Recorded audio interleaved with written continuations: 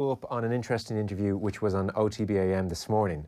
Ger and Owen were joined by Chief Whip and TD for Galway West, Sean Kine, and the lads challenged Sean Kine on a few different points. Basically, all of this, as we've been discussing on the news round, is on the back of the money dished out courtesy of the Large Scale Sport Infrastructure Fund, to give it its full title. So 77 million spent in total on this particular awarding of funds. Different sporting clubs and bodies make applications, and there is, in theory, some kind of independent marking system which decides who gets the money. So 77 million spent in total. Of this 77 million, as you might have heard, as you would have seen, 10 million is going towards the sports ground. The RDS is receiving another 10 million. GAA projects are receiving about 16 million. So some of the points that came up this morning, we wanted to get Ivan's thoughts on these. Is the taxpayer getting value for money? Should the taxpayer pay for these projects? Why, for instance, is the IRFU not paying for the sports ground or for the RDS work, which will, in the main, benefit Connacht and Leinster? Why not the GAA? For all their money. 30 million has gone towards Porky Queeve. 30 million. 16 million in this particular tranche of funds is going towards GAA projects. Also, why aren't sports clubs and bodies sharing these stadiums more? Was that a discussion? I was curious to know from Ivan at cabinet level. And also, where does lobbying come into funding of this level? And I'm going to start with a clip of Sean Kine on that note, on the lobbying note, because it was put to him that traditional pork barrel politics has seen sports funding often go to the Minister for Sports constituency. Jim McDade and Donegal did very well. John O'Donoghue and Kerry famously did very well. And here we have millions going into the RDS, a constituency of votes I'm sure Shane Ross will be interested in, and then in Galway, where the Chief Whip is from. So here's what Sean Kine had to say to that charge.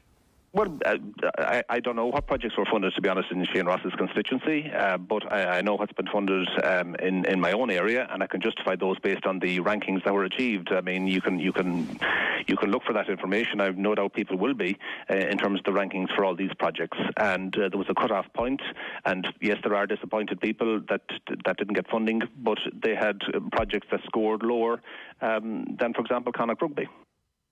So that's a sample of what he had to say this afternoon. Now, he made the point in the interview as well, when this accusation of pork barrel politics was put to him, that frankly, he said, what's wrong with funding projects based on their rankings? Because he says now there's an independent process, you put in the application, it's ranked. He says, I mean, I didn't come up with the rankings, I didn't come up with the scoring, that was done based on applications. Is that where we are in 2020, do you feel, that the application process is that watertight? Well, first of all, there's grants and there's grants. The Lotto Slush Fund of grants and smaller sports grants, 10 grand here, there, 50 grand, anything under 6 figures is entirely a political slush fund. The fact of the matter is the total amounts, you know, when Michael Ring was minister and so on, and there would be a number of amenity grants and so on, it's entirely political. Whoever has the ear of the minister and the minister's own constituency, whoever is in government, would get an egregious amount of extra money. There's no question about that. National facilities are different. First of all, let's put this 70-odd million in context. It's 124 billion of a national development programme between now and 2040. And that covers all types of infrastructural development. So both the rationale for spending the money is different to the local community-based thing. In other words, the community-based thing, you happen to know a minister who played GA, he's in the club and he gets a few quid, and he, you know, Minister of State or whatever, and he's a colleague and a friend of whoever's giving out the largesse. For these national projects, it's quite different. This boat sails maybe once every 5 years, and I know for a fact, for example, when I see, you know, what the IRFU being standoffish about the Galway Connacht Sports Ground, the RDS have been, you know, and Michael Duffy, the CEO of the RDS, has been painting a path worn to Leo, to Pascal, and doing his job, because they set out this development plan about 6 years ago. And actually, they've been very critical of Shane Ross, that there's been a holding pattern in the department. And, you know, when they get on to Leo and say, how's our grant for the RDS, they'd say, well, actually, it hasn't come through the Department of Sport yet. And therefore, there was an awful lot of criticism with that. And there would be other projects. So I think we need to differentiate between what I call a local slush fund of relatively small amounts of money, but for whom 40 grand is a huge amount of money. In terms of therefore the criteria for the bigger projects, what you're talking about, this is money well spent for the state. First of all, on the basis that the hosting of national events, be it from Euro 2020s to World Cups or satellite events, you have to have the infrastructure. You have to have it in Belfast, Cork and all the main populated centres. So in my opinion, that is a completely different thing. There's an economic return. Like for example, there's a 30 million project going on in Leopardstown. 70 million plus has just been spent at the Curragh. That would be very heavily dependent on state funding. Leopardstown state-owned. But the fact of the matter is, there is an economic return because you're showcasing a sport, you're showcasing a thoroughbred breeding industry, and same like that when I was minister, the major development in Shelburne Park took place, and that was seen not as supporting Enniscorthy or Youghal track, but as a national facility in the capital. So you're creating bed nights, you're creating overnight visitors. It's all part of the tourism cachet of a capital city. So I think you've got to, and I don't think that's that political. Okay. In other words, it's the local stuff that's very political. That's the slush fund. Yes. So people who may look at Minister Ross's neck of the woods and say, well, the RDS got money, and I think in total about 10 million's gone into that area. Yeah, that wouldn't be low. That would be a national project. Okay. And as you know, Leinster has been one of the sporting success stories of recent years in terms of its attendance, 18,000 plus, and they have to go to the Aviva. So all of that, I think, is an economic return, quite different to Seppeside Garda Station, which Shane Ross is most, well known for. Or the hockey pitch. Yeah, that kind of stuff, yeah. And so at one point, Sean Kine did admit that he lobbied the Taoiseach over the sports ground 10 million. Yeah. So where does lobbying come into all of this? Well, you see, the Galway City is in the Galway West constituency, and therefore there is an expectation, both within a region and a constituency, when Brendan Howell and I were ministers, cabinet ministers, people will come to you from far and wide to lobby for your region. So it's actually part of the job description of a minister in, all politics are local culture of Irish politics, that you would get, as for your time in the sun, you would make a special, that could be decentralisation, could be money for things, could be a railway line, could be a factory, could be whatever. And the same way, there's independents now who are looking, if I could be part of propping up a government. Michael Lowry, Tony Gregory, over the years, So therefore, there's an explicit trade-off for independence and so on. So this is part of our Irish political culture. Yes. A lot of it is harmless, but there's no doubt that you need to be aware that for that level of local politics, it's not on a criteria. But for the national projects, I think it is. So you feel the national projects are above that more petty politics? Yeah, absolutely. Okay. And I also think that there's a windfall factor because, there's been a dog track there, because Galway, if there was money for the university in UCG or NUIG or whatever, Sean Kine would get first dibs on the announcement. That's the way the political system works. So that even if he did or didn't make representations, you're trying from a party point of view. So say Fianna Fáil get into power and they have Eamon O'Keefe there, you can rest assured they'll want him cutting a ribbon and their minister will give him the heads up on it. That's the way it works. And so one last point on this then. So we're saying it's above reproach when it comes to the national infrastructure projects. Nothing is above reproach. Well, that's but it's a more orderly approach. So how might it work in the real world? So there is, it seems, according to Sean Kine, and we know this, that there is an application process and there are rankings and it's all very transparent, we're told. But how does it work if Minister Ivan Yates sticks his head in the door to everybody working hard in that room and says, how are things going? How's the sports ground project doing?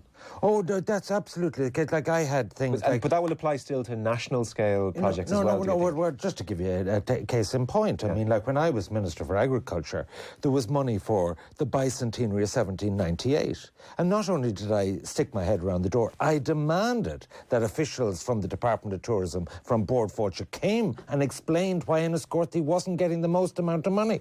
And I went further, and I went to Bord Bia, and I said, I want the Tour de France not just to start in Ireland, the first 3 days every second year. So it was offered to come to Ireland. Pat McQuaid met me, and Brendan Howell and I sat down and I said, sorry, this is going to happen in Enniscorthy.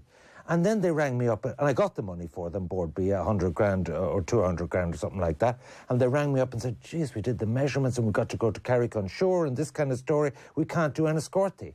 So next thing, Board B rings them up and says, I'm very sorry, but the grant has fallen out of bed. You can't get the grant. And they said, geez, they made a mistake on their measurements and it was put back to Enniscorthy. So that's the sort of political culture that I was brought up on. And do you think that still exists with projects like this? I put it like this. That was different because it was a once-in-a-lifetime thing. You know, things like this, I would say that there is no difference between this and, say, GA projects. So Porky Keeve would be a big case. Porky Keeve got 30 million. Yeah. So, I mean, and like Bertie and Croke Park. So the point is this, that it is not abnormal because they get quite a lot of return to the state. The VAT, the building jobs, all the rest of it, the tourism fact, the local community benefit, you know, different, you could have concerts, you could have different events. So, and they all happen at the RDS. And so it's actually an economic return. So it does require a push, and it does require persistence, and it does require,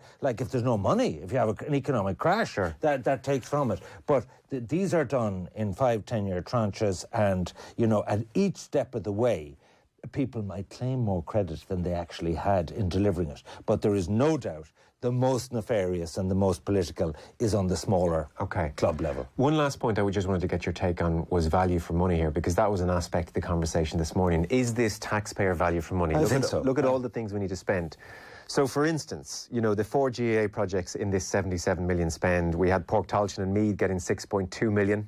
Two local ministers there, by the way. Yeah, that's all relevant. St. Connett's Park in Newry got 5 million. Walsh Park in Waterford, which in fairness needs money, 4 million. Yeah. As I mentioned, Porky Queeve, which has gone way over budget, got 30 million. So the point might be, and in light of Philip Brown saying, I'm not going to meet with anyone really about this. Well, that's just a particular arrogance of the IRFU. That they, in other words, you know, the way they, you know, like the point is this, there'd be plenty of people I know in the RDS and Leinster would have been knocking on the door, and any time a politician came to a match and say, you know, we're lying there, the file is gathering dust, can you? So I think he's been a bit standoffish because maybe the IRFU, you know, after their experience with the World Cup hosting it, that was a particular bath they took. Okay. So the point might be, or the Remember question... Dick Spring and all that, it just was a horror story. Yeah. The question might be, well, the GAA... Is it value for money? Well, not just is it value for money, because quite clearly you get an economic return, as you said, on having nice infrastructure projects. It might be the difference between it happening and not happening. Well, I appreciate that as well, but does anyone... I mean, it might occur to people that the GAA are very well off here. The RFU are doing very well. Why is the taxpayer paying for this at all? And also, why are we not sharing stadiums? Why are the Galway footballers not playing in the sports ground? There's a couple of issues there. First of all, should there be stipulations attaching to public money that they're available for other events or whatever is a very valid point. And does that happen enough? It doesn't. And like people are delighted to receive the money, but they don't want any interference. So I think... Because even, for instance, brief tangent, even to get the Liam Miller thing on in Porky Queen... Yeah, absolutely. You know, and you think, well, the taxpayers have paid for this. No, and the same with Croker. I mean, and the time with Lansdowne Road and all that kind of thing. No, there's no doubt that maybe the state could put more strings attached to these monies. And there's no doubt, however, though, that in the overall... Like, you know, we're spending 17 billion on health this year. We're spending about 11 billion on education. This is relatively small change, yeah. I suppose within the world of sport, maybe there's a feeling that could the money be better spent on local coaches and doing social work? Well, there's a difference between, in every budget, there's a difference between capital and current funding.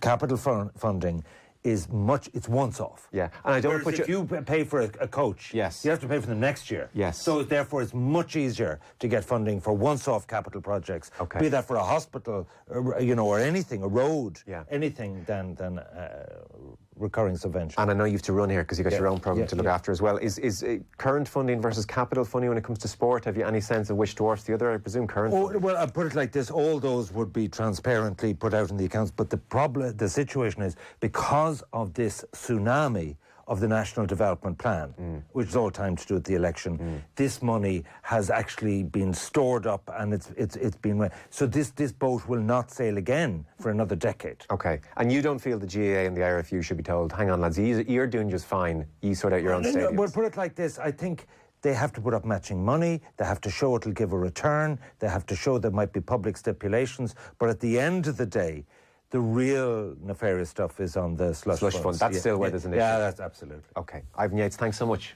Anytime. Off the Ball on Newstalk. Moncrief.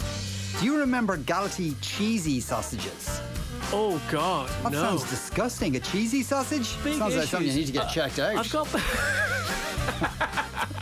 It does.